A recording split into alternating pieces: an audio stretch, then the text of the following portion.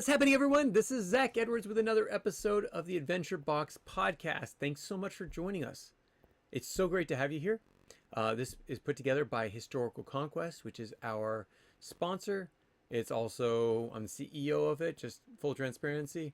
So I always try to promote my company at the same time, be able to show you why we actually have authority in this part. So a lot of people like to say, well, this should be taught in school. Well, then you have people that say history shouldn't be taught in school. It should just be social studies. And there's this big argument. So while they're arguing over this, we're going to have fun learning about history because that's what history is. It's not just here's a name, here's a date, snooze fest. I mean, put me to sleep. No. History is fun. History is more exciting than fiction because it really happened. And it could happen to you. It can happen again. It needs to be said, it needs to be understood so that we don't have the same things happening again, which is what always seems to happen. Do you think that this last election is the worst election ever to be fought? If you do think that, you need to go back to history class. If someone tells you that, they're wrong. Wrong. Okay, why? Okay, go back. We're not getting there yet. We're not getting there yet because it's after the American Revolution. After the American Revolution, we're going to start going into elections. Look out for the Revolution of 1800. Well, you don't know about that, do you? So you know about the American Revolution. You may even know about the War of 1812 against the British. What was the Revolution of 1800? Oh, it was an election. It was an election that was very, very divisive on both sides. And who were the two that were divisive? It wasn't the candidates per se. Exactly.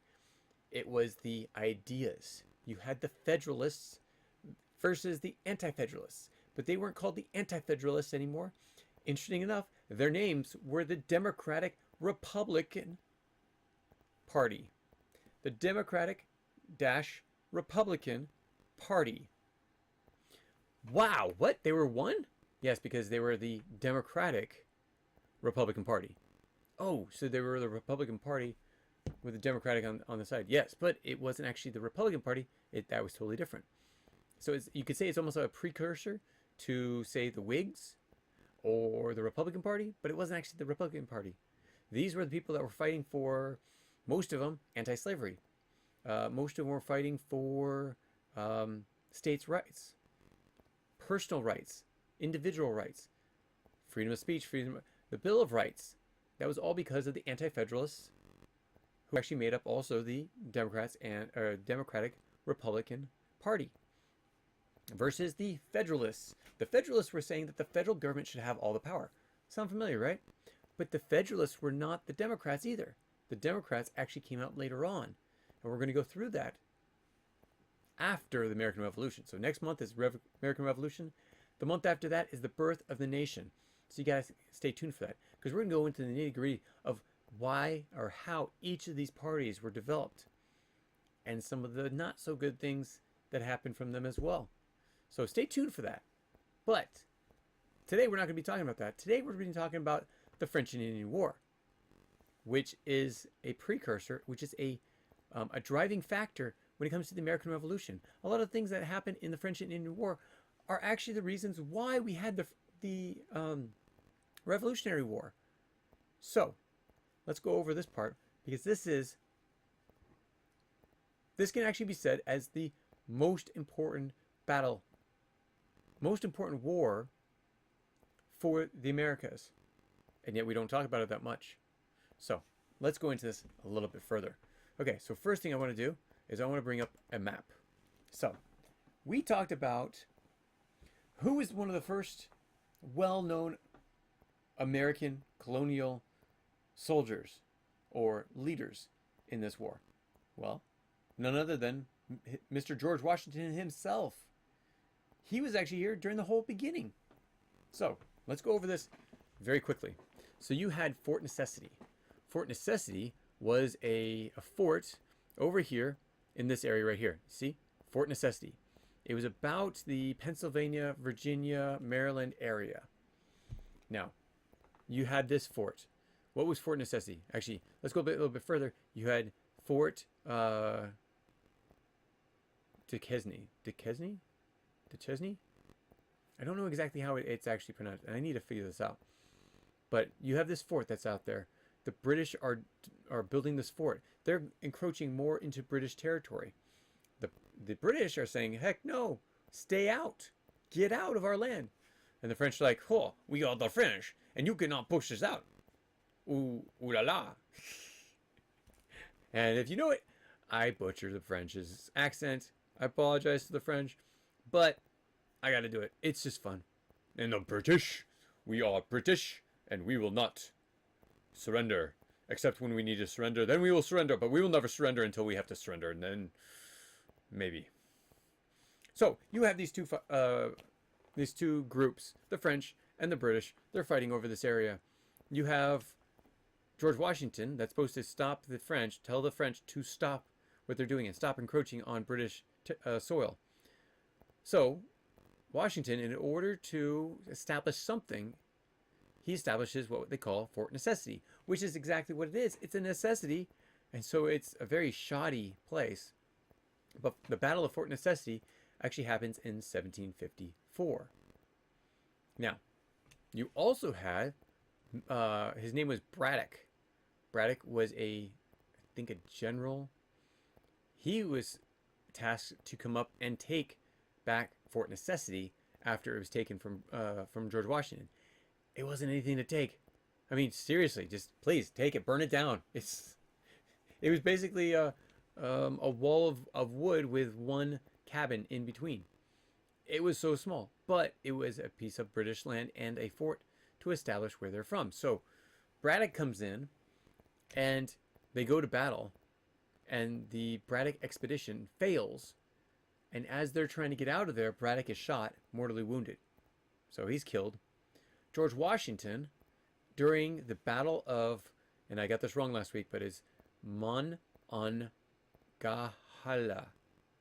Monongahela. Monongahela.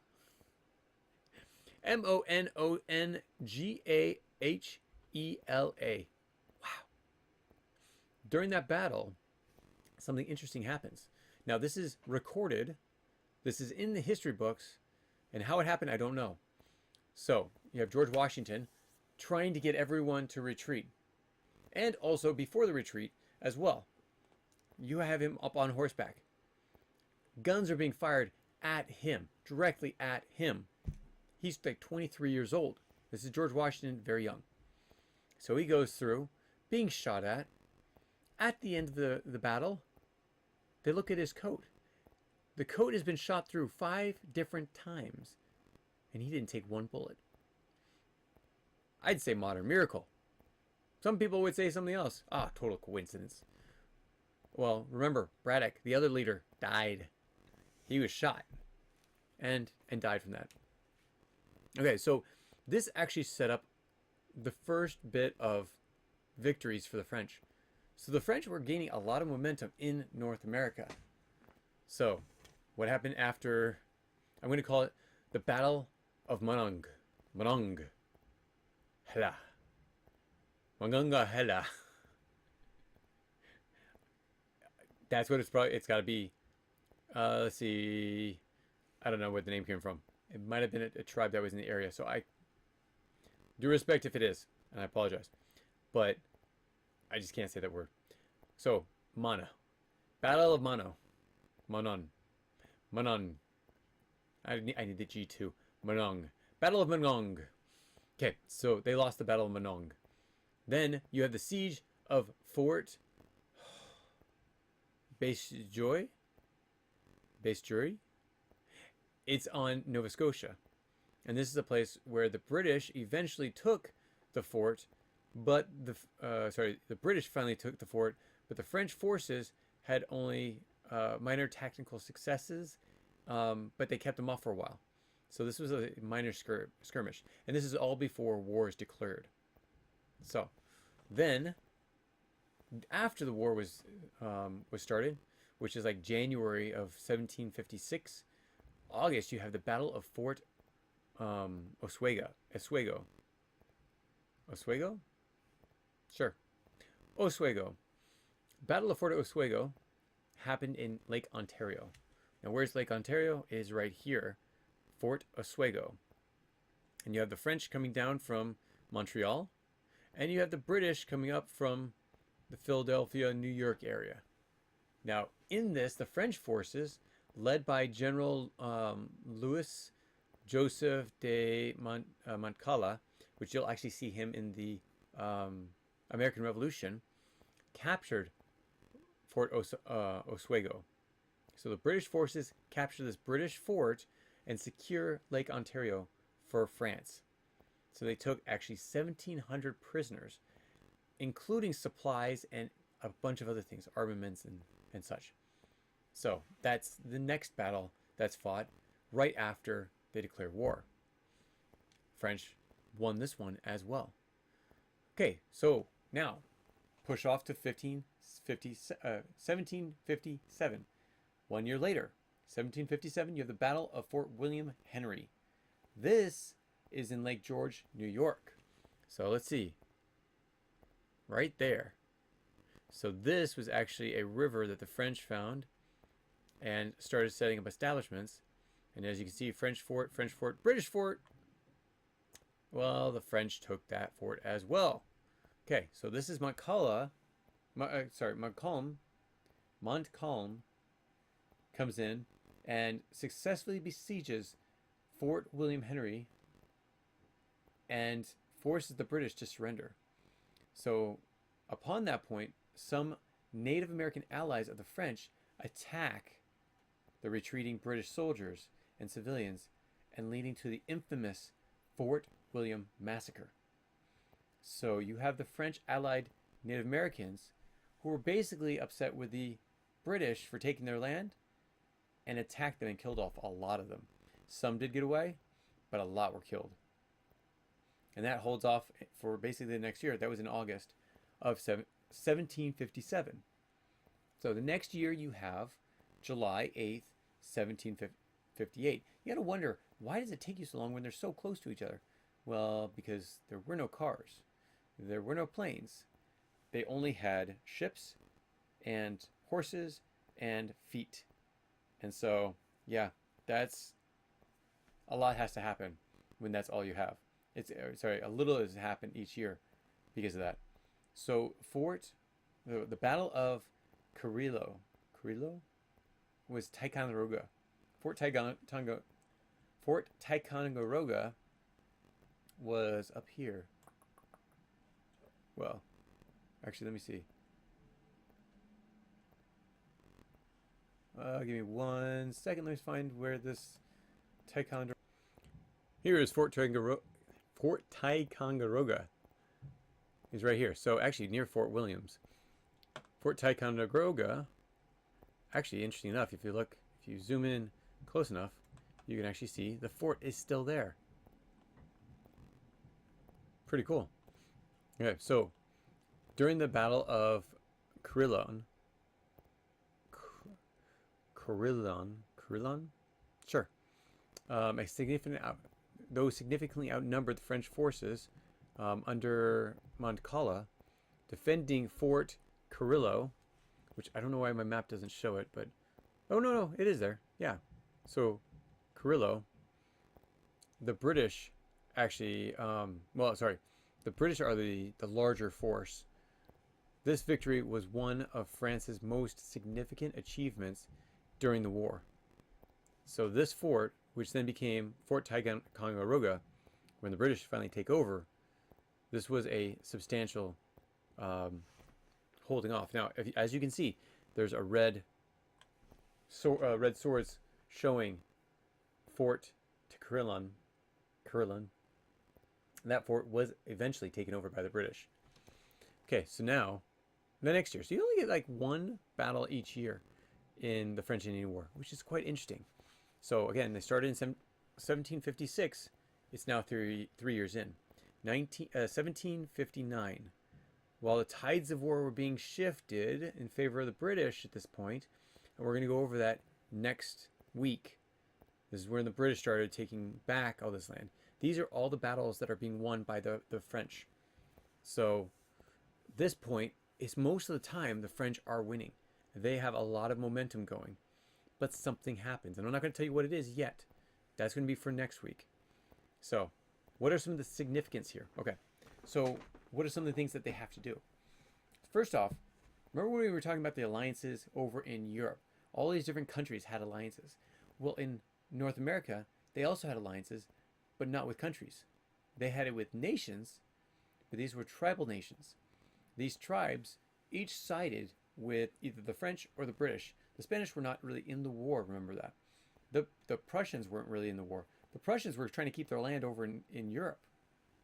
This was mostly British and French. And they had to side with some of the native tribes that were there. It was really hard for any tribe to stay neutral during this time. And the reason why I say that is because you're coming through their land. As the French or the British are coming through the land, you basically have to have sides or be taken advantage of by both sides. So groups would gather on with certain groups, with certain countries, such as the Iroquois joined on with the British.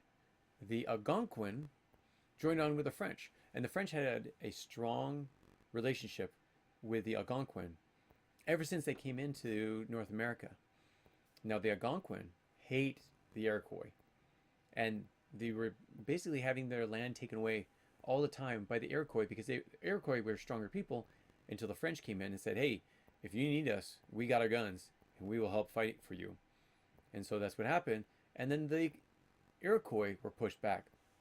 So all this fighting within this time period of before the French and Indian War, now the French and Indian War starts up, and these same tribes, the ones that were butting heads, have to now pick sides. Algonquins stay with the French because they've been friends with them for a while.